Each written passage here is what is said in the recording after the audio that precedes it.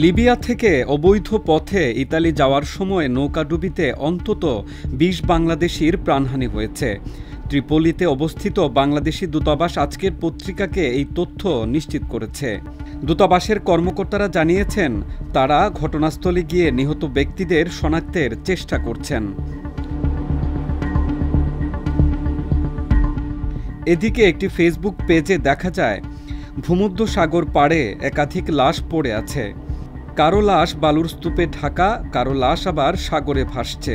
সেখানে ওই নৌকাডুবির ঘটনা উল্লেখ করে বলা হয়েছে, লিবিয়ার বেনগাজি আল আকিলা এলাকায় অর্থাৎ ব্রেগার পশ্চিমে ২০ জন বাংলাদেশির মৃতদেহ পাওয়া গেছে।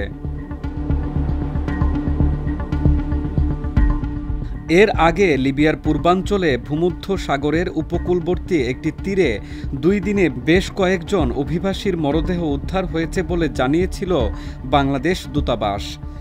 তবে সেখানে বাংলাদেশি নাগরিক আশঙ্কা করা হলেও বিষয়টি নিশ্চিত করতে পারেনি কর্তৃপক্ষ। আজ যেন সেই আশঙ্কাই সত্যি হলো।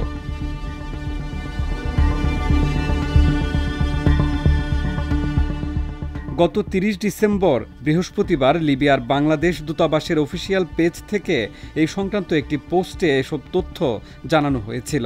দূতাবাস জানিয়েছিল, বিস্তারিত তথ্য সংগ্রহের জন্য দূতাবাস স্থানীয় কর্তৃপক্ষ সহ সংশ্লিষ্ট সবার সঙ্গে ঘনিষ্ঠভাবে যোগাযোগ রক্ষা করছে।